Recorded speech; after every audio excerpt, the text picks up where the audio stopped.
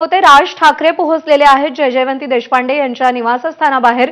आपले प्रतिनिधी सूरज सावंत सध्या आपल्या सोबत आहेत। सूरज, आपण पाहतोय की राज ठाकरे यांची गाडी देखील दाखल झालेली आहे। सोबत शर्मिला ठाकरे आहेत, अमित ठाकरे आहेत आणि उर्वशी ठाकरे या देखील या ठिकाणी आपल्याला पाहायला मिळत आहेत। कुटुंब हे या ठिकाणी जयजयवंती देशपांडे यांच्या भेटीसाठी आलेले आहेत। यापूर्वीच उद्धव ठाकरे आणि रश्मी ठाकरे या देखील दाखल झालेले आहेत। खरं तर एक कौटुंबिक सोहळा हा या ठिकाणी भाऊबीजेचा आज जयजयवंती देशपांडे यांच्या घरी पार पडताना आपल्याला पाहायला मिळेल।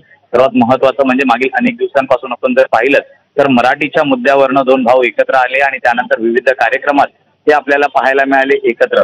सर्वात महत्त्वाचं दीपोत्सव जो झाला त्याचं उद्घाटन देखील उद्धव ठाकरेंनी केलं। त्यामुळे ज्या एकेकाळी दोन भावांमध्ये अजिबातच पटत नव्हतं, मात्र आता कालांतराने आपण पाहतोय की पुन्हा एकदा हे दोन्ही कुटुंब एकत्र विविध कार्यक्रमांमध्ये येताना पाहायला मिळतात। मात्र याची जोड जर आपण पाहिली तर स्थानिक स्वराज्य संस्थांच्या निवडणुका तोंडासमोर आहेत, त्याच्यानंतर महापालिकेच्या निवडणुका तोंडावर आहेत। या दोघांच्या एकूणच युतीबाबतच्या चर्चा या देखील राजकीय वर्तुळात रंगलेल्या आपल्याला पाहायला मिळतात। विरोधक जरी टीका करत असले मात्र सणासुदीच्या या कार्यक्रमांमध्ये आता ही जवळीकता आपल्याला प्रामुख्याने पाहायला मिळते आहे।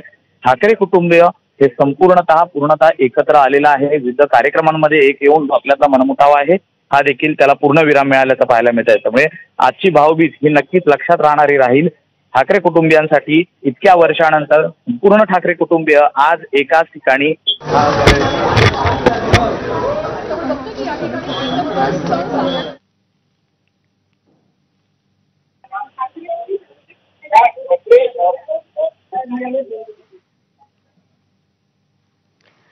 बरोबर आहे। त्यामुळे ठाकरे कुटुंबातला हा अत्यंत कौटुंबिक आणि भावनिक असा क्षण आहे, कारण गेल्या कित्येक वर्षांपासून जे ठाकरे बंधूंमध्ये वितुष्ट आलेलं होतं ते दूर झालेलं आहे, कटुता दूर झालेली आहे आणि सणाच्या निमित्तानं नात्यातला हा गोडवा आपल्याला पाहायला मिळतोय। आणखी एक महत्त्वाचा मुद्दा म्हणजे तेजस ठाकरे आणि आदित्य ठाकरे हे उर्वशी ठाकरे यांच्याकडून भाऊबीजेचा औक्षण करून घेणार आहेत। तो सोहळा नेमका कसा रंगणार आहे, तो सोहळा कुठे होणार आहे? नक्कीच स्नेहभोजनाचा कार्यक्रम ठरलेला असल्याचं कळतंय, मात्र तो आता जयजयवंती देशपांडे यांच्या घरी होतो ती शिवतीर्थवरती याबाबतचा खुलासा नाहीये। आदित्य ठाकरे हे अजूनही मातोश्रीहून निघालेले नाहीये, सोबत तेजस ठाकरे असणार आहेत। हे दोन्ही शिवतीर्थवरती येणार आहेत आणि त्या ठिकाणी स्नेहभोजनाचा कार्यक्रम होणार असल्याची माहिती मिळते। आणि या संपूर्ण जयजयवंती देशपांडे यांच्या घरचा भाऊबीजेचा कार्यक्रम झाल्यानंतर शिवतीर्थावरती उद्धव ठाकरे हे त्या ठिकाणी जाण्याची शक्यता ही नाकारता येत नाहीये आणि त्या ठिकाणी स्नेहभोजनाचा कार्यक्रम पुन्हा एकदा ठाकरे कुटुंबियांमध्ये होताना आपल्याला पाहायला मिळते। त्यामुळे शिवतीर्थावरती आदित्य ठाकरे आणि तेजस ठाकरे हे देखील दाखल होतील आणि त्याच ठिकाणी उर्वशी ठाकरे, अमित ठाकरे आणि तेजस ठाकरे यांच्यामधला जो भाऊबीजेचा कार्यक्रम आहे हा या ठिकाणी होताना आपल्याला पाहायला मिळतील। तर एकाच प्लॅटफॉर्मवरती जिथे दोन ठाकरे बंधू एकत्र येत आहेत तिथे त्यांची दोन जी मुलं आहेत ही देखील आता एकाच मंचावर किंवा एकाच कार्यक्रमानिमित्त विविध ठिकाणी आपल्याला पाहायला मिळालेली होती। त्यामुळे संपूर्णतः ठाकरे कुटुंबीय हे आता एकत्र आपल्याला पाहायला मिळते विविध कार्यक्रमात। बरोबर आहे। या सगळ्यामध्ये जेवढा कौटुंबिक भाग आहे, जेवढा भावनिक भाग आहे, तेवढाच राजकीय पदर सुद्धा या सगळ्या भेटीगाठींना आहे। जे दोन ठाकरे बंधू सातत्यानं सभांच्या व्यासपीठावरून एकमेकांवर टीका करत होते, एकमेकांना दूषणं देत होते, ते ठाकरे बंधू गेल्या 3-3.5 महिन्यात नवव्यांदा एकत्र भेटतायत, एका फ्रेम मध्ये दिसतायत।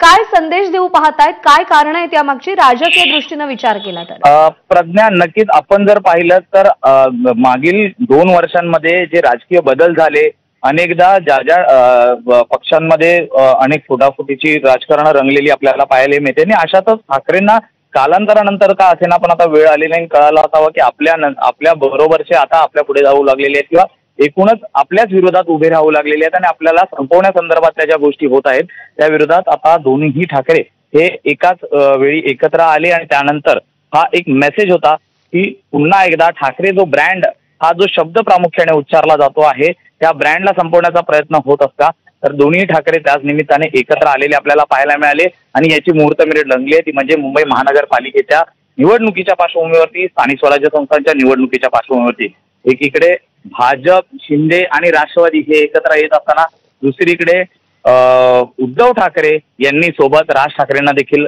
एकत्र घेतलेलं पाहायला मिळालेलं। अनेक सूचक वक्तव्य ही उद्धव ठाकरेंनी देखील मंचावरनं केलेली आहेत। सोबत आलो आहे तर सोबत राहण्यासाठी एक सूचक वक्तव्य उद्धव ठाकरेंनी केलेलं होतं त्यामुळे दोघांच्या युती संदर्भातल्या आणि बदलत्या राजकीय परिस्थितीनुसार हे दोन भाऊ आता एकत्र आलेले आहेत. महानगरपालिकेच्या निवडणुका आहेत, स्थानिक स्वराज्य संस्थांच्या निवडणुका आहेत आणि दोन्ही एकत्र लढवतील असा विश्वास संजय राऊतांनी देखील व्यक्त केला होता.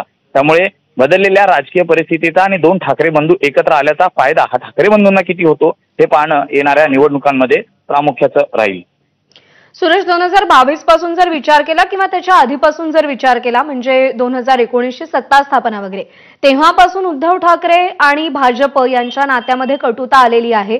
पण राज ठाकरे मात्र भाजपच्या अत्यंत जवळ होते. लोकसभेला बिनशर्त पाठिंबा त्यांनी दिला होता आणि आता मात्र तेच राज ठाकरे आणि त्यांची मनसे भाजप विरुद्ध सातत्यानं वक्तव्य करताना दिसतेय.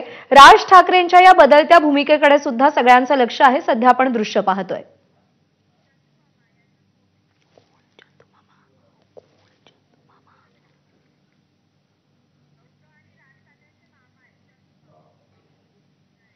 आणि उद्धव ठाकरे आणि राज ठाकरे यांचे मामा म्हणजेच ज्यांना चंदू मामा म्हणतात ते सध्या आपल्यासोबत आहेत. मामा नमस्कार, आपलं स्वागत आहे एबीपी माझामध्ये. आज भाऊबीजेच्या